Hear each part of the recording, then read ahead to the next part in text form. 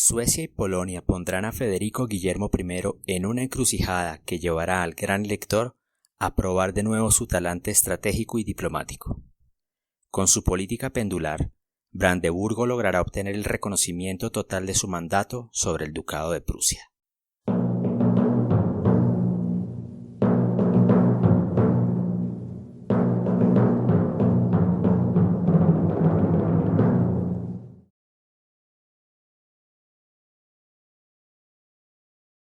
La mancomunidad polaco-lituana estuvo al margen de la Guerra de los 30 años. A pesar de su carácter de neutralidad frente a este conflicto, la República de las dos naciones no estuvo exenta de serias confrontaciones regionales que constantemente amenazaron su posición y sus territorios. Durante este periodo, tuvo que enfrentarse a la Rusia imperial, a los suecos e incluso a los vasallos del Imperio Otomano. Estas rivalidades cobrarían nuevamente protagonismo en 1648. Para esta fecha, la región de Ucrania se convirtió en el epicentro de una confrontación que tendría importantes repercusiones en la historia de la mancomunidad y que abriría el periodo conocido como el Diluvio. En este periodo, que coincide con la Primera Guerra del Norte, llamada en la historiografía polaca como la Segunda Guerra del Norte, Federico Guillermo I de Brandeburgo, el gran elector, pondría a prueba la capacidad del ejército que había empezado a reformar y a especializar durante los últimos años de la Guerra de los 30 años. La nobleza cosaca, junto con la Iglesia Ortodoxa y parte del campesinado, y con el apoyo del Kanato de Crimea, inició una revuelta contra la República de las dos naciones con el único fin de que Ucrania pudiera constituirse como un territorio autónomo que estuviera por fuera de la influencia de la mancomunidad polaco-lituana. Rusia había estado observando el desarrollo del conflicto.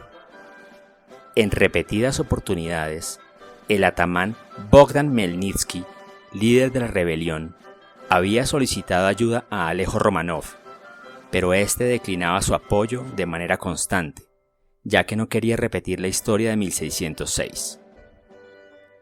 En 1654, sin embargo, al ver que la mancomunidad no había sido capaz de controlar la revuelta cosaca, aprovechó la ventana de oportunidad que le ofrecía Khmelnytsky y firmó un acuerdo de apoyo militar con los rebeldes cosacos. Ucrania, entonces, saldría del área de influencia polaco-lituana y entraría al área de influencia moscovita. La entrada de Rusia en este conflicto traería otra amenaza para la mancomunidad y esta vez sería Suecia. A pesar de que Alejo I de Rusia había ofrecido apoyo militar a los rebeldes cosacos, solo les envió 4.000 hombres. Pero esta decisión tenía un propósito: enviar el grueso de la fuerza militar moscovita a atacar Lituania. Suecia también había estado observando los movimientos rusos en el norte y vio que sus avances podrían afectar sus intereses territoriales. Las tropas de Alejo Romanov ya habían tomado Bielorrusia, convirtiéndose en una amenaza para las posesiones del recién ascendido Carlos X Gustavo en Livonia, Courland y Prusia. Para diciembre de 1654, era claro que la neutralidad estaba fuera de cuestión. Carlos X Gustavo, que ascendió al trono en julio de 1654 tras la abdicación de su prima Cristina, trajo un nuevo dinamismo al gobierno. El comandante en jefe de las fuerzas suecas en Alemania, en las fases de cierre de la Guerra de los 30 años, fue un soldado de gran habilidad, cuyo carácter impaciente vio en la crisis en el este una oportunidad para Suecia de cerrar asuntos inconclusos y escapar de los problemas domésticos que le siguieron al final de la Guerra de los 30 años. En una serie de reuniones de consejo en diciembre de 1654, se acordó que deberían hacerse serias preparaciones militares. Suecia inició un proceso importante de reclutamiento de mercenarios. Sin embargo, Carlos X vio que sus fuerzas no eran suficientes para repeler un posible ataque ruso. Si bien los moscovitas en el corto plazo eran la amenaza más importante para Suecia, se corría un alto riesgo de un ataque directo a sus tropas.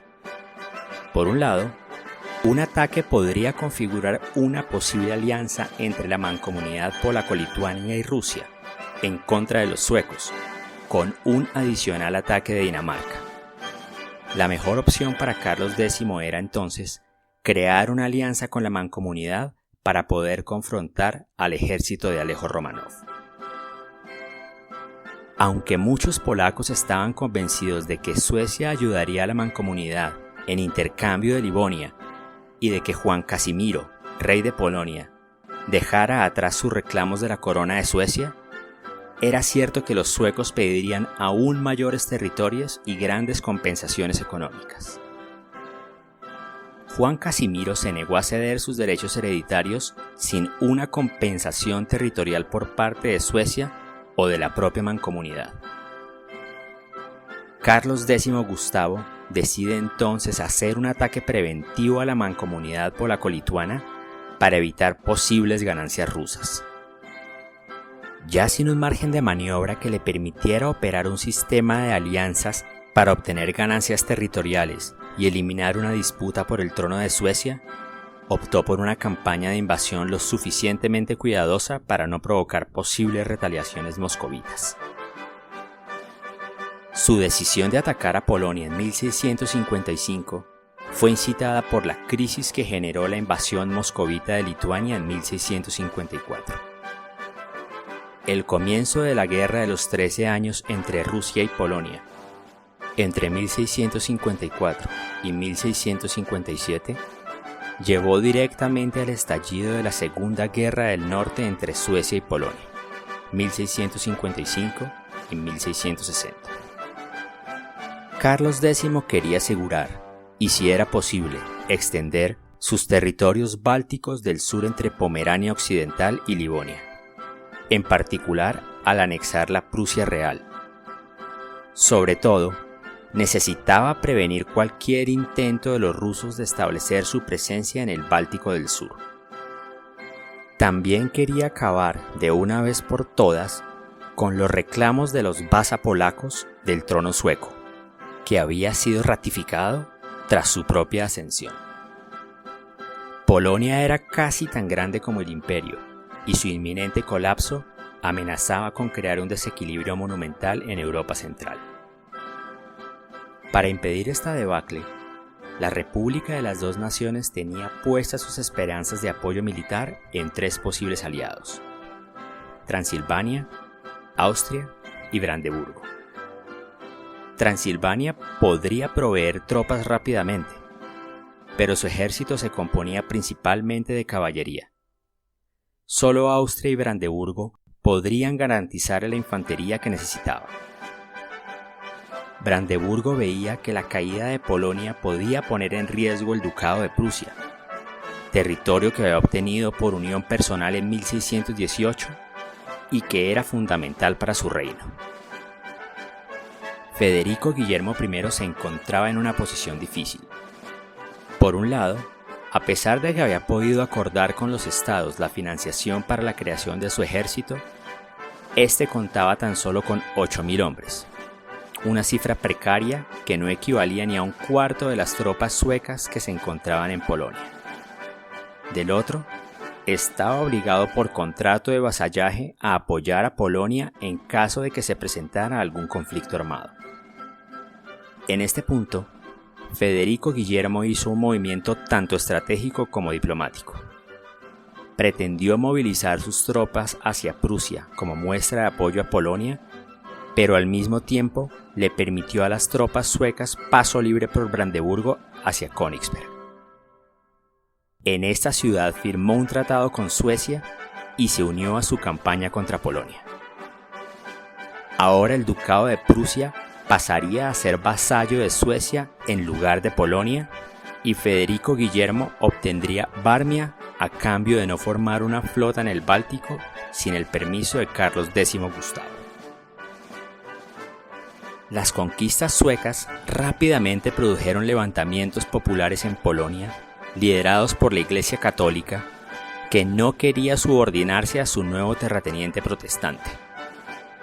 Después de haber sido obligado a partir hacia Silesia por causa de la invasión sueca, Juan Casimiro regresa a su reino, organiza un ejército y obliga a los suecos a retirarse, perdiendo así los territorios conquistados.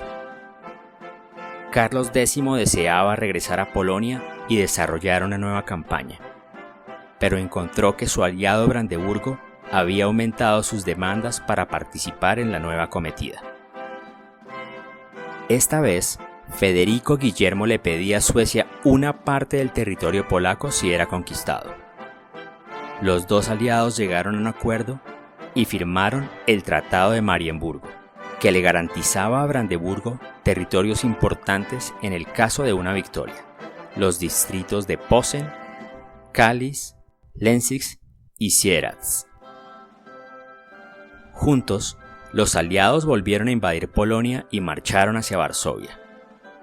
Aquí tuvieron un destructivo enfrentamiento de 3 días contra las fuerzas polacas que defendían la capital. El elector se probó a sí mismo ser un comandante de campo con ciertas habilidades, con energía, audacia y buen ojo para el terreno. Sus tropas impresionaron a los observadores con su disciplina marcial, con su porte, con su primer combate y su tratamiento relativamente humano de la población civil, que contrastaba con el de los rapaces suecos.